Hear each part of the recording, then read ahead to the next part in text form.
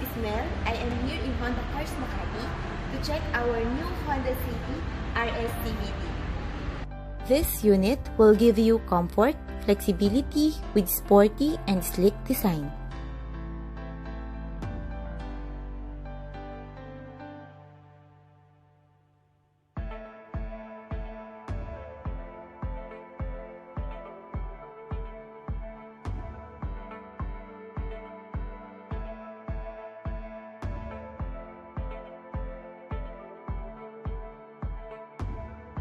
Okay, let's start with the key. As you can see, it has a remote engine start. What you only need to do is to press this, then hold. Guys, let us check the car now.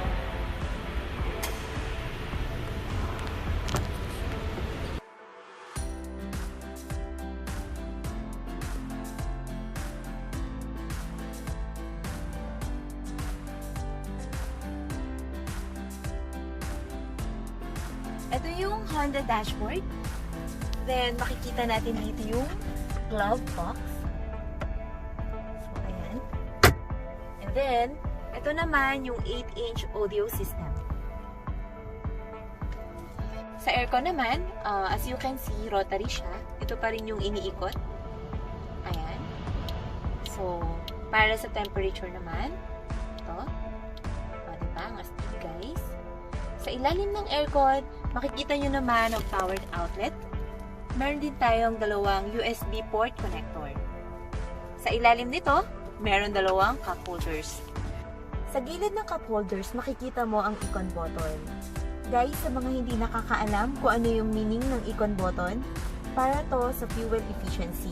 Napakahalaga nito, lalo na kapag traffic, sobrang nakakatulong ito para makatipid ng gas. Kailangan mo lang gawin is press ito. And then, makikita mo yung green light sa dashboard. Sa shifter naman, we have P, R, and DS. Ito pa rin yung traditional shifter ng Honda. And then, handbrake.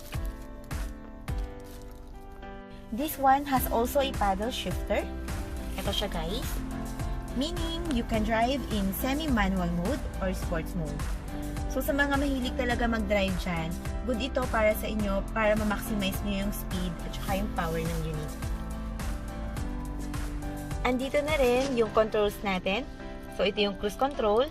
And then, kapag gusto nyo sagutin yung call while driving, yan. Press mo lang yan. So, sa lights naman, guys, ito siya. Nothing special with the lights naman. Then, ito yung mirror.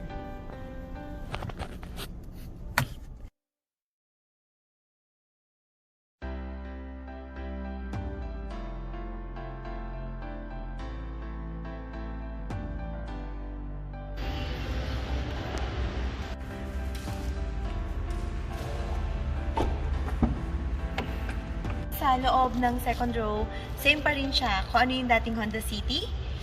Syempre, very spacious yung legroom. And syempre, yung headroom. So, kung matangkad ka, hindi ka mauumpog.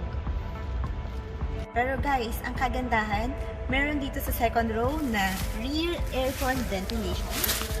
Ayan. Then at the same time, meron na rin tayong power outlet. Actually, 2 power outlets siya.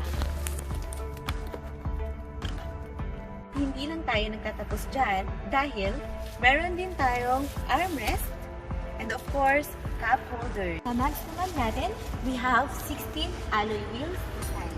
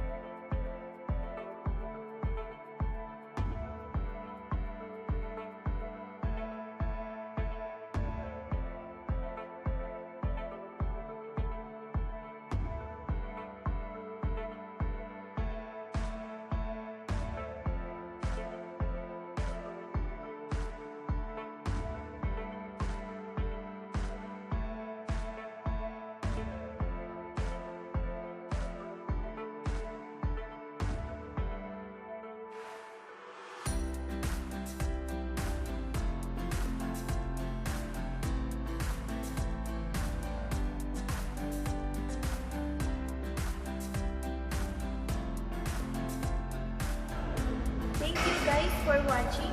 Please like and subscribe.